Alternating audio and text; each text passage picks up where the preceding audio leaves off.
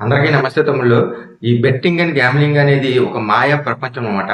ఈ మాయా ప్రపంచంలో ఎంతో మంది చిక్కుకుపోయి ఉన్నారు. ఈ బెట్టింగ్ అండ్ గ్యామ్లింగ్ అనే మాయా ప్రపంచంలో మరీ ఎక్కువగా యువత అన్న వాళ్ళు చిక్కుకుపోయి ఉన్నారు. ఈ మాయా ప్రపంచంలో కొంతమంది క్యాష్ అనే రూపంలో చిక్కుకుపోయి ఉన్నారు. కొంతమంది క్రికెట్ బెట్టింగ్ అనే రూపంలో చిక్కుకుపోయి ఉన్నారు.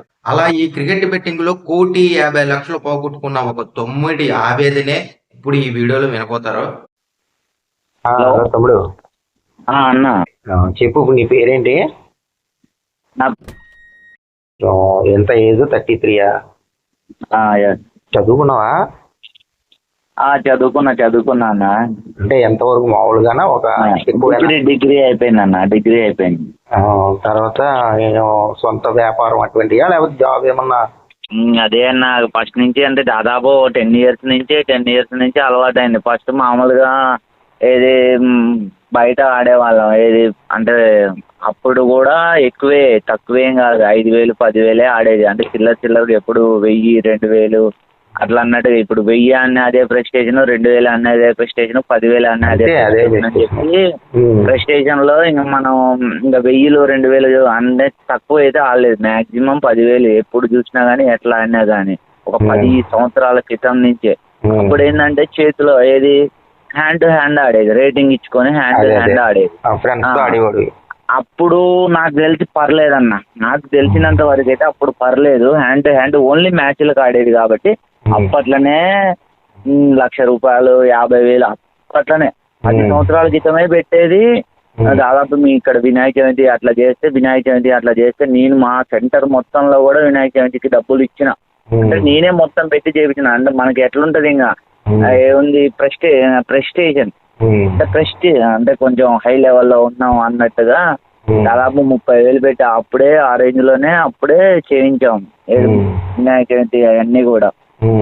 అట్లా వేరే ఇంకా ఆన్లైన్ తగులుకుంది. ఇక ఆన్లైన్ వారం తగులుకుంది. ఏది ఆన్లైన్ లో ఏంది రేటింగ్లు ఇస్తారు, మనం బాల్ టు బాల్ చేంజ్ చేసుకోవచ్చు అనే దాంట్లో పడిపోయినాం. ఇంకా అంటే ఇంకా అక్కడెక్కడ ఎందుకు, మనమే సొంతంగా చేతిలో ఉండే వేరే సైట్ వాళ్ళు కాంటాక్ట్ అయినారు. ఇక్కడ ఉన్నారు అంటే పెట్టే వాళ్ళు ఉన్నారులే కానీ మేము అప్పటిదాకా అందులో పోలేదు. అదే మనకెందుకులే అన్నట్టుగా. ఇక అప్పుడు ఏంది, ఇక ఆశ రేటింగ్ మనకి 10,000కి 1,00,000 వస్తుంది, 10,000కి తక్కువకి వచ్చినప్పుడు వేసుకోవచ్చు, మళ్ళీ ఎక్కువకి వచ్చినప్పుడు మార్చుకోవచ్చు అనే ఫీలింగ్ లో పెట్టినారు. అదే మేము పెట్టుకునేదేమో మ్యాచ్ టు మ్యాచ్ గెలిస్తేనేమో డబ్బులు వస్తే, ఓడిపోతే రైట్ పోయినట్టే అన్నట్టుగా. ఈ ఇక్కడ మ్యాచ్ టు మ్యాచ్ ఎప్పుడంటే అప్పుడు రేటింగ్ మార్చుకోవచ్చు చేసుకోవచ్చు అనే ఫీలింగ్ లో తీసుకొచ్చినారు అన్న. ఇక పెట్టిన అందులో అడుగు పెట్టిన. ఇప్పుడు ఓన్లీ క్రికెట్ బెట్టింగ్ లోనే పోగొట్టుకున్నావు ఇదంతా, లేకపోతే ఏమన్నా ఆన్లైన్ గేమ్ చెప్తా అన్న. అవి కూడా అవి ఈ మధ్యన కొంచెం యాడ్ అయినాయి. అయితే ఇక అప్పుడు నాకు తెలిసినంత వరకు అయితే నేను మ్యాచ్లు ఆడలేదన్న. ఒక్కటి అంత ఓపికగా మ్యాచ్లు ఆడలేదు. అప్పటి నుంచి కూడా ఫ్యాన్సీలు అన్న. ఫ్యాన్సీలు నేను చెప్పిన ఫ్యాన్సీలో నువ్వు ఇప్పటికిప్పుడు చూసుకున్నా గానీ నాకు కళ్ళకు గట్టినట్టుగా ఉన్నాయి. నాకు తెలిసి ఒక 1000 ఆటలు ఆడుంటే నాకు సపోర్టింగ్ గా ఒక 4 ఆటలు ఒక 10 కూడా రాలేదన్న. నాకు తెలిసి అంటే పొయ్యేయి రావటం, నాకు వచ్చేయే పోయినాయి తప్ప పొయ్యేయి రావటం అనేది ఒక్కసారి కూడా జరగలేదన్న. ఒక 1000 గేమ్స్లలో కూడా ఈ మధ్యన కూడా అన్న లాస్ట్ ఫస్ట్ ఓవర్లో 7 కొట్టాలన్న. 50,000 వేసిన. ఒక 15వ ఓవర్లో 7 కొట్టాలన్న. 7 కొట్టాలంటే ఫస్ట్ బాల్ 6 అన్న. తర్వాత 5 బాల్కు ఒకటే కొట్టాలి. నాకు ఒకటి కొట్టలేదు. మొత్తం డాట్లు అయిపోయినాయి అన్న. మొత్తం dot. First ball 6, second ball dot, third ball wicket, మళ్ళీ 4th ball dot, 5th ball wicket, 6th ball dot. అప్పటి నుంచి ఇప్పటికి కూడా మళ్ళీ దాదాపు ఒక 10 లక్షలు పోయి ఉంటాయి అన్న.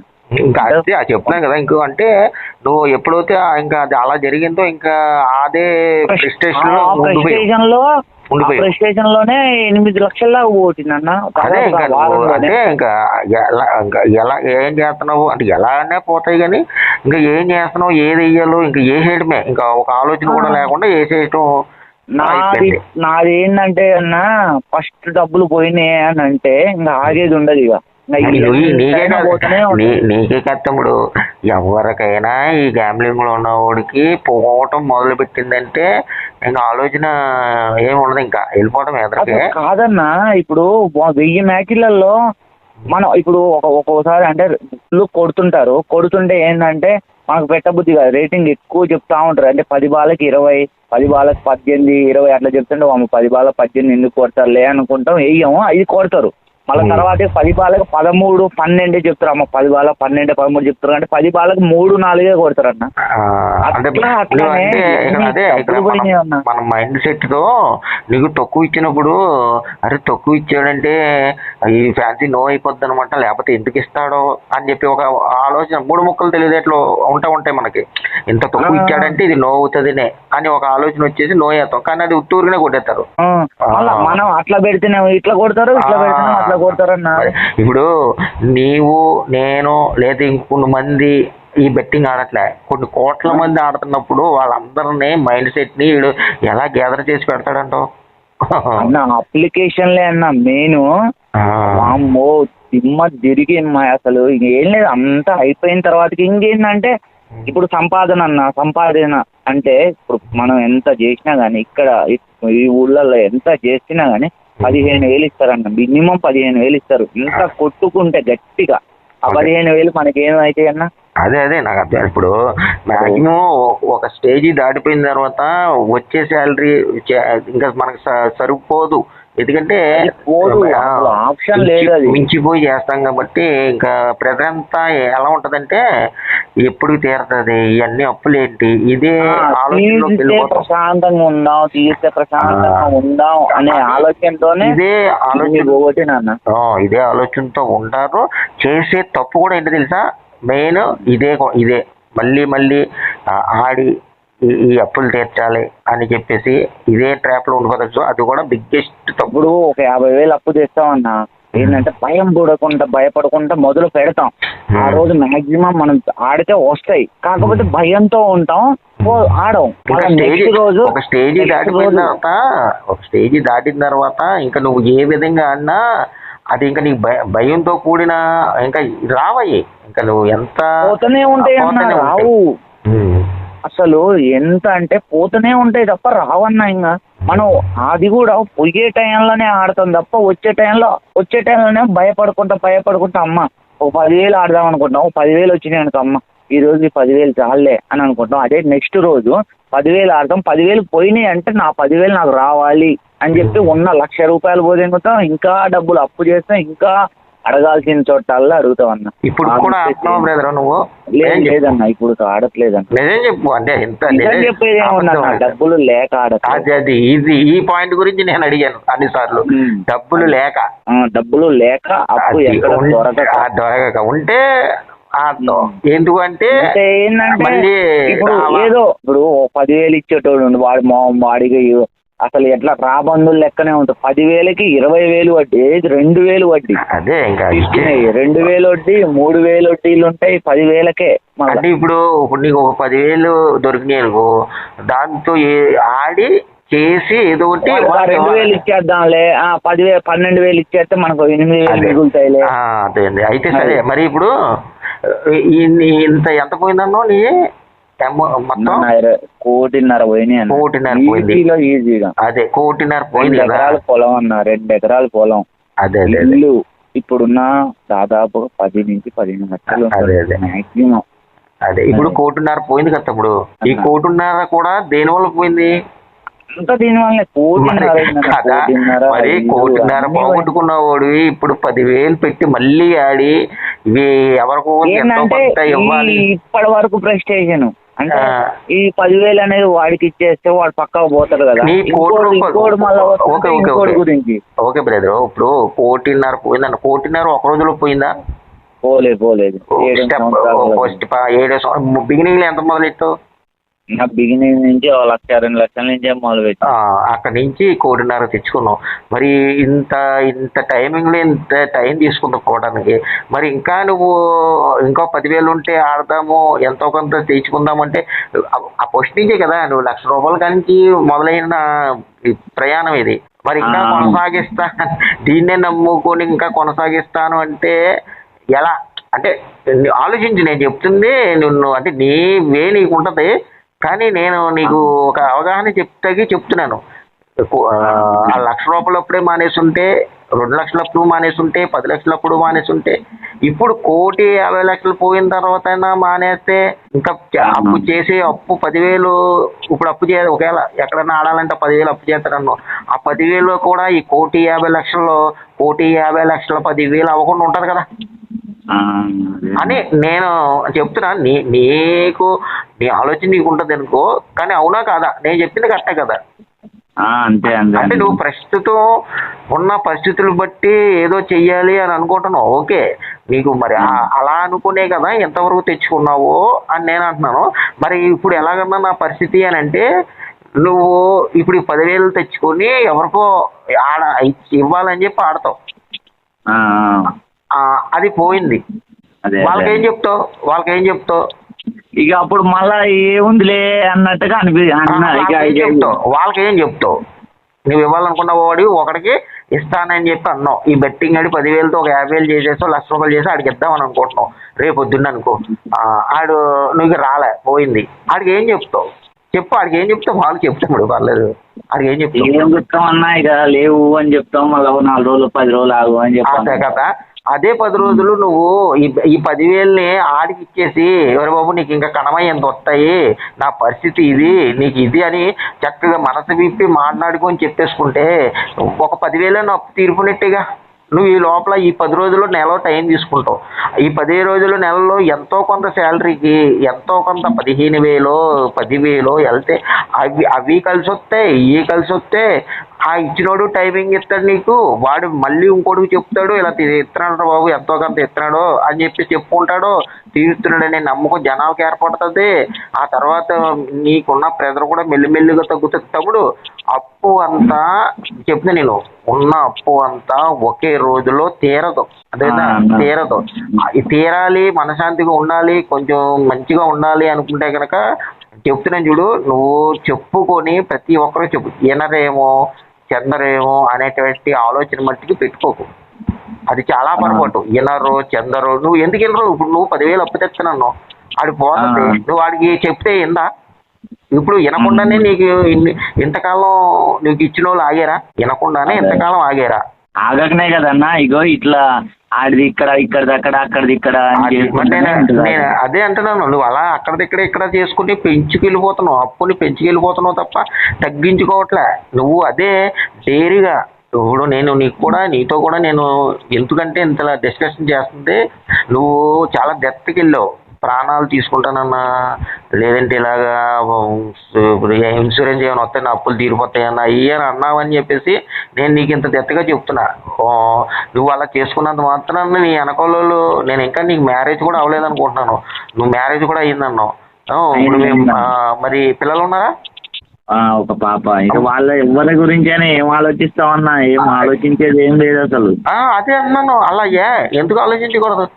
నువ్వు ఎందుకు వాడ చెప్తా నేను, నీకు అప్పు మాత్రమే అయ్యింది, అదేనా? నువ్వు ఇంకా ఏం తప్పు ఏమి జరగలే నీకు. నువ్వు అన్న నాకు కారాగార శిక్ష అన్నా, జీవిత కారాగార శిక్ష అడిపోయింది అంటాకి నువ్వు జైల్లో ఉండి నేను బయటకు వచ్చి ఇంకా పని చేయడానికి లేదు, జైల్లోనే ఉండాలి కదన్నా, ఇంకా నా ఫ్యామిలీ ఏంటి అంటాకి లేదు. నీకు జీవిత కారాగార శిక్ష అడిపోయి నేనేం జైల్లో పెట్టలే.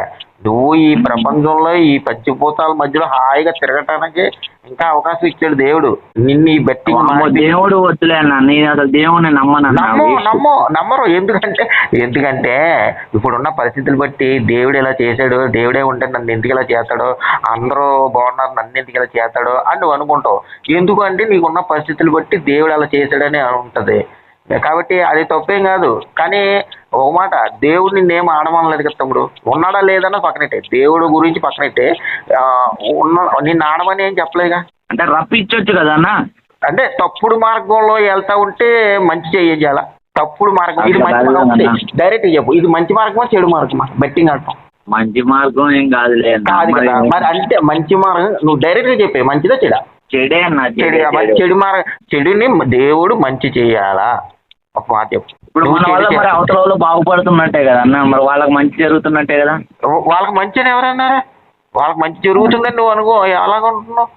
వాళ్ళకి అంటే ఇప్పుడు వాళ్ళు చక్కగా నీ డబ్బులు వాళ్ళు తీసుకుని ఎంజాయ్ చేస్తున్నారు బెట్టింగ్ సైట్ వాళ్ళు అని అనుకుంటున్నావు. ప్రతి దానికి ఒక టైమింగ్ ఉంటుంది. ఆ టైం వచ్చినప్పుడు వాళ్ళకి జరగవలసిన విషయాలు వాళ్ళకి జరుగుతాయి. అదేనా? కాబట్టి నువ్వు అది దేవుడి సంగతి ఓకే, ఇది నీవే నీదనుకో, నమ్మటం నమ్మకపోవడం నీ ఇష్టం. కాకపోతే నేను ఇప్పుడు అంటుంది ఏంటంటే దేవుడు ఉంటే మంచి చేదుడు కదా అంటున్నావు. నువ్వు చెడు మార్గంలో వెళ్తే దేవుడు ఎలా మంచి చేస్తాడు? అదే నువ్వు మంచి మార్గంలో వెళ్ళు. ఇప్పుడు నువ్వు నేను చెప్పినట్టు ఇవన్నీ మానేసి, బెట్టింగ్ అవన్నీ మానేసి వదిలే. ఎవరికి వాళ్ళకి ఏం చేయాలి ఇదంతా పక్కన పెట్టి ఇవ్వాల్సిన వాళ్ళకి డైరెక్ట్గా చెప్పు. ఇప్పుడైనా చెప్తున్నావు. అలాగే నువ్వు ముందు దీని నుంచి బయటకు వచ్చి చెప్పి, ఎంత శాలరీ అయినా సరే 10, 15, 20 అన్నది ఆలోచించు. నువ్వు చేసి ప్రతి ఒక్కరికి చెప్పు.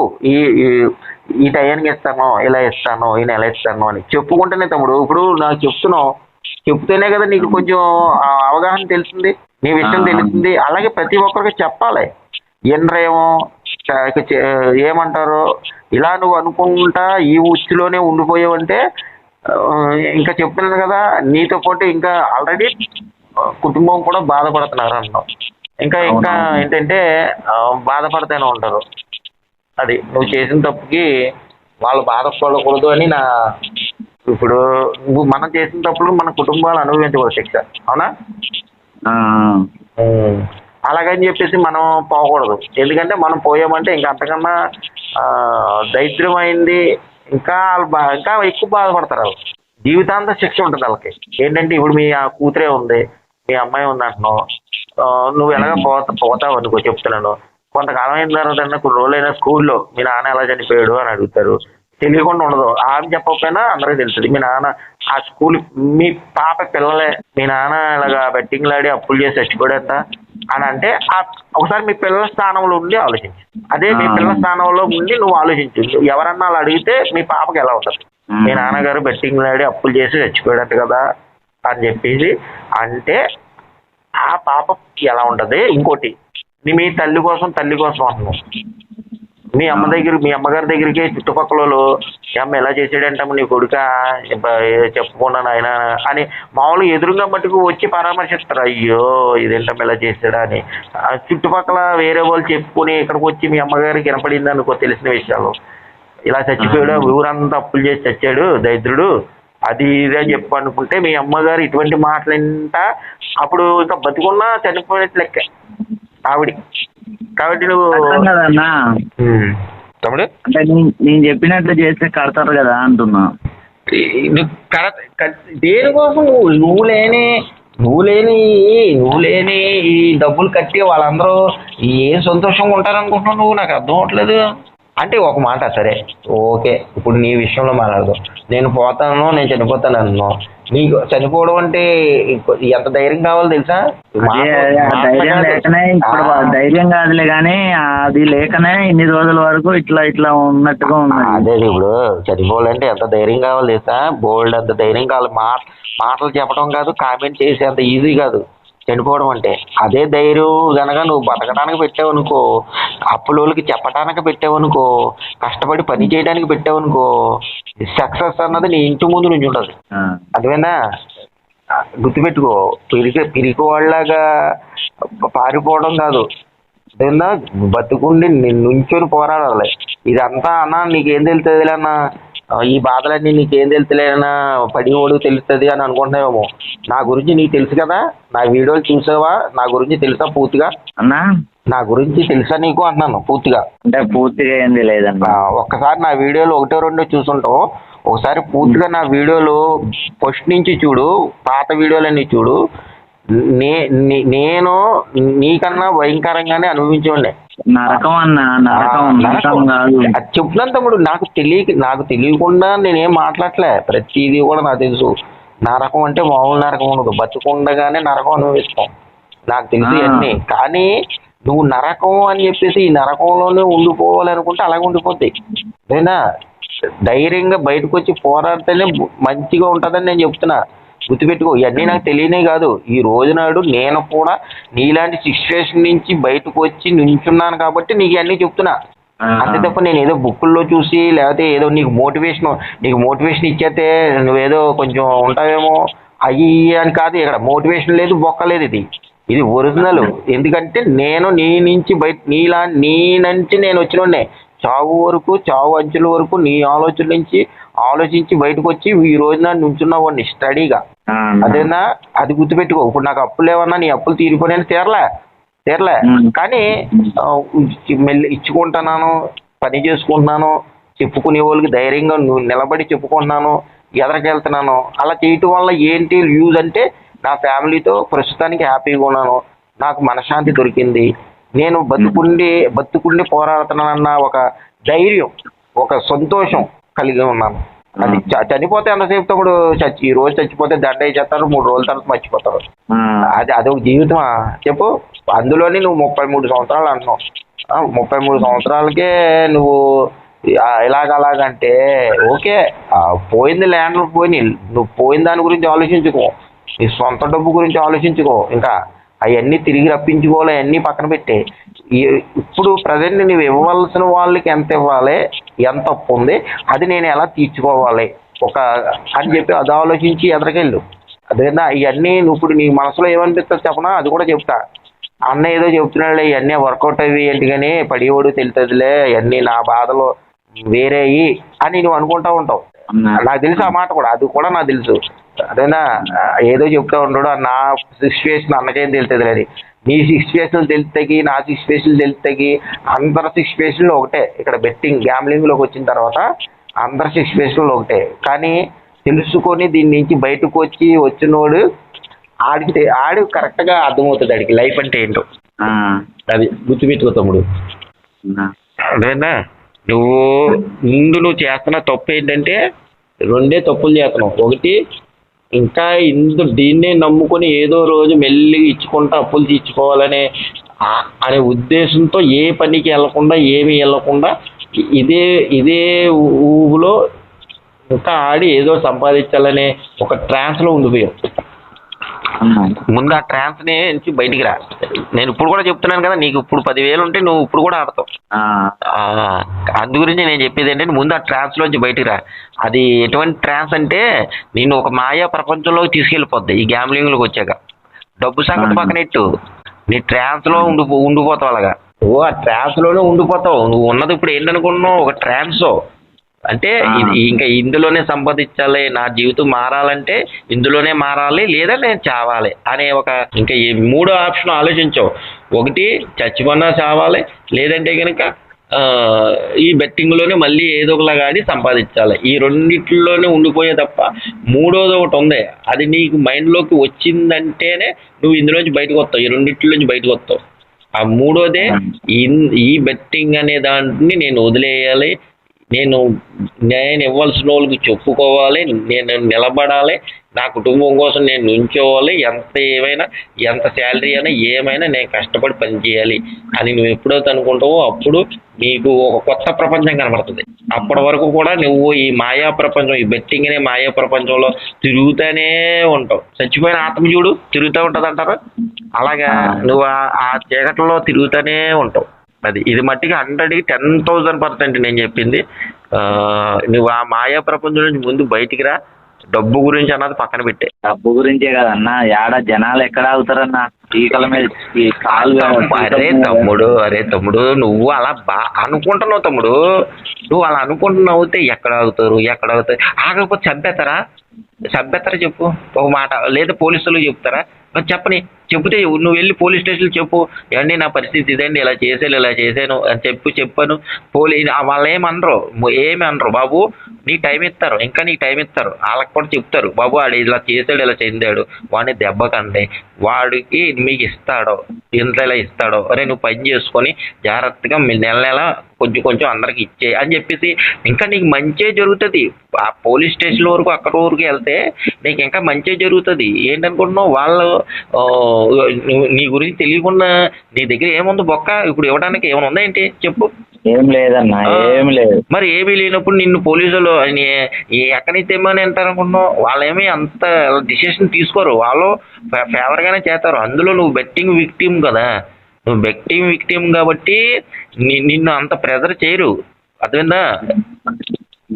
వాళ్ళకే నేను అంటారు, వాడు ఇస్తాడో ఇలా అయిపోయింది కదా, చూస్తున్నారు కదా మీరు, అసలు వాడు అలా అటువంటివాడు అని చెప్పి కూడా మీరు ఎందుకు ఇచ్చారు అయ్యి అని చెప్పేసి వాళ్ళని కొంచెం అని నిన్ను కూడా ఏదో కొంచెం తిట్టి చెందించి జాగ్రత్తగా పని చేసుకున్న వాళ్ళకి ఇచ్చారా అని చెప్పేసి టైమింగ్ ఇచ్చి అలా చేయమని అంటారు.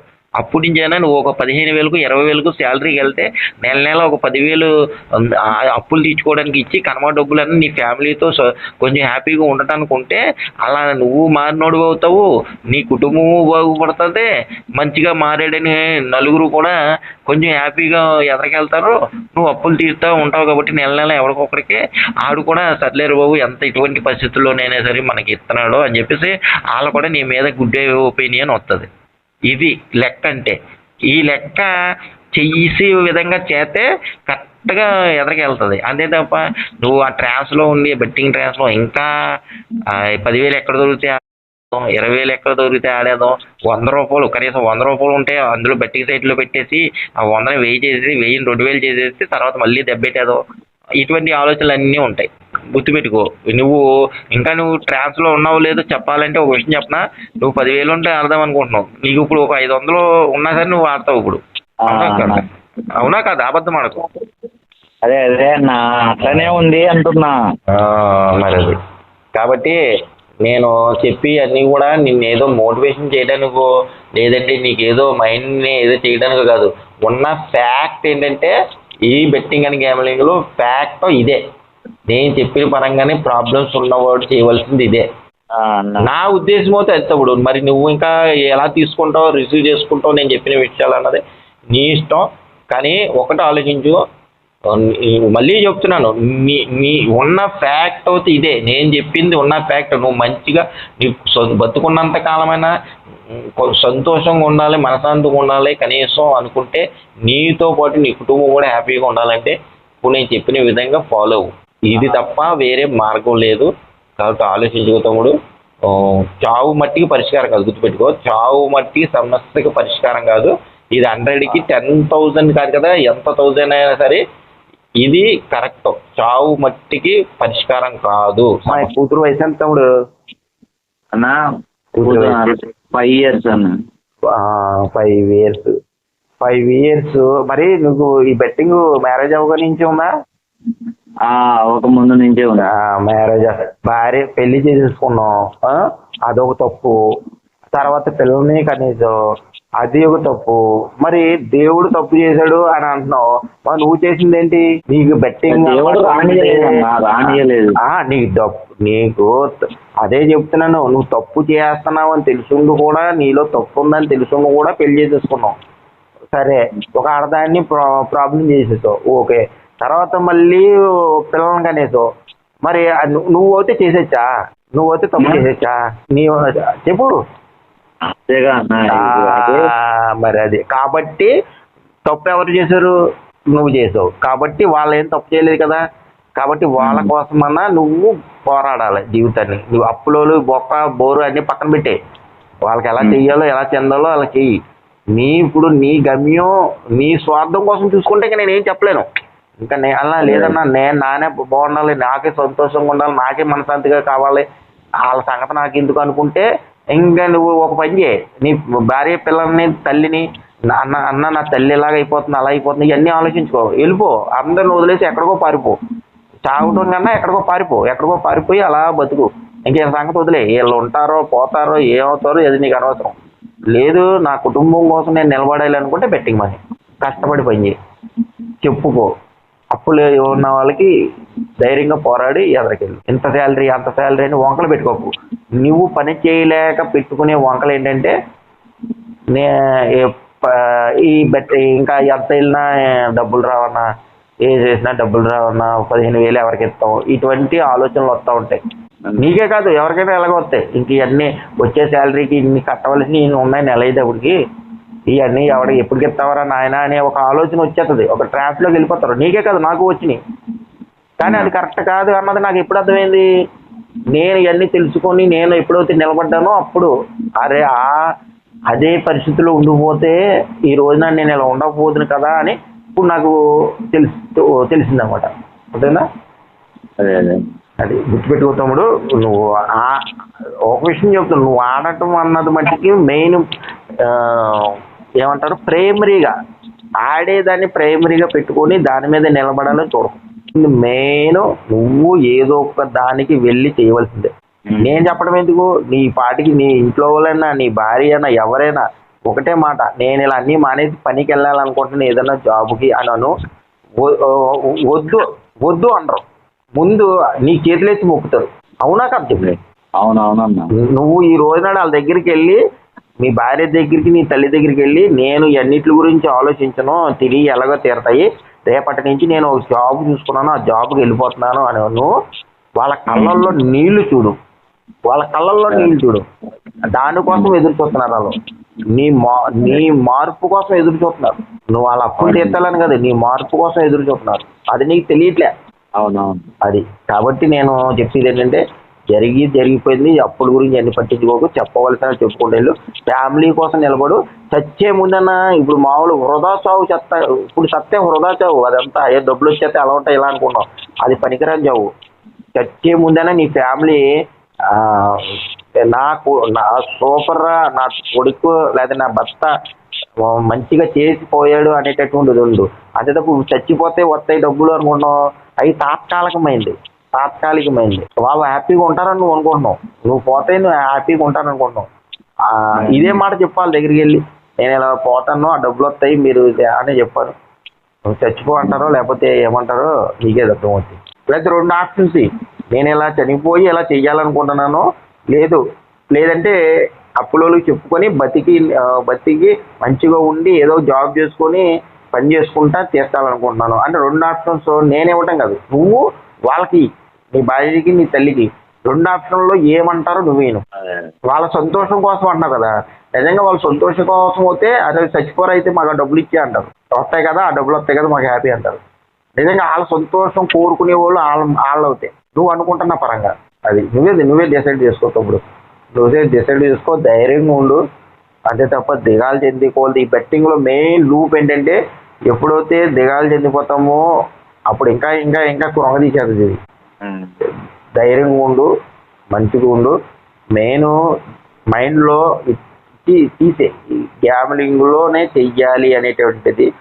ఓకే నువ్వు చెందుదు కానీ నేను ఇది కూడా చెప్తాను, నువ్వు చెందుదు కానీ కొన్ని సంవత్సరాలు ఆపే, కొన్ని సంవత్సరాలు కూడా వద్దు, ఒక సంవత్సరం ఆపి ముందు దేనిలోనన్నా చెయ్యి. ఎంత ప్రెజర్ వచ్చినా ఎన్ని మంది అప్పులోళ్ళు అడిగినా చెప్పుకుంటా వచ్చిన శాలరీని ఒక సంవత్సరంలో మెల్లిగా అందరికీ అడ్జస్ట్మెంట్ చేసుకుంటా వెళ్ళు. అప్పుడు తర్వాత కొంచెం చక్కబడుతుంది కదా, ఆ తర్వాత నువ్వు అప్పుడు ఏం చేయాలో నీ మైండ్ ఎలాగా మళ్ళీ ఆడాలా చెందాలా ఏంటి అన్నది అప్పుడు ఆలోచించు. ఒక సంవత్సరం ఆపి ఎదరికెళ్ళు. టైం ఇప్పటికే చాలా టైం వేస్ట్ చేసేస్తావు. ఇంకా టైం ఉందా, ఇంకా 33 సంవత్సరాలు అంటే ఇంకా ఎన్నో సంవత్సరాలు ఉన్నాయి నీకోసం ఎదురు చూస్తుంది టైం, కాలం కూడా. అదేనా వేస్ట్ చేయకు, వృధా చేసుకోకు. అది జాగ్రత్త తమ్ముడు, ఓకేనా? ఓకే తమ్ముడు, ఓకే బాయ్ తమ్ముడు, జాగ్రత్త. ఓకే. ఇది అనమాట తమ్ముడి ఆవేదన. ఏంటంటే ప్రాణాలు తీసేసుకుంటే గనక ఒకవేళ ఆ వచ్చే డబ్బులతో ఈ కుటుంబం హ్యాపీగా ఉంటుందేమో అని చెప్పేసి అనుకుంటున్నాడు. నిజం చెప్తున్నాను, మీరు లేకపోతేనే ఇంకా జీవితాంతం కూడా బాధపడతానే ఉంటారు. కాబట్టి ప్లీజ్ దయచేసి చెప్తున్నాను, ఈ బెట్టింగ్ అని గ్యామ్లింగ్ అని మాయా ప్రపంచంలోంచి బయటికి రండి. మిమ్మల్ని నమ్ముకున్న మీ కుటుంబం కోసమైనా ధైర్యంగా పోరాడండి. చావు అన్నది సమస్యకి పరిష్కారం కాదు. మీ సమస్యకి కారణమైన ఈ బెట్టింగ్ అని గ్యామ్లింగ్ స్టాప్ చేయండి. ధైర్యంగా నిలబడి కష్టపడి పని చేయండి. మీకోసం, మిమ్మల్ని నమ్ముకున్న మీ కుటుంబాల కోసం అందరూ బాగుండాలని మనస్ఫూర్తిగా కోరుకుంటున్నాను. ఈ వీడియోని బెట్టింగ్ అని గ్యామ్లింగ్ అని మాయా ప్రపంచంలో ఉన్న వాళ్ళకి షేర్ చేయండి. మీరు అవగాహన చెందుతమే కాకుండా ఇంకా కొంతమంది అవగాహన చెందాలని చెప్పేసి నా ఈ ప్రయత్నం అన్నమాట. Thank you so much. ప్రతి ఒక్కరు కూడా అందరూ బాగుండాలని మనస్ఫూర్తిగా కోరుకుంటున్నాను. Thank you.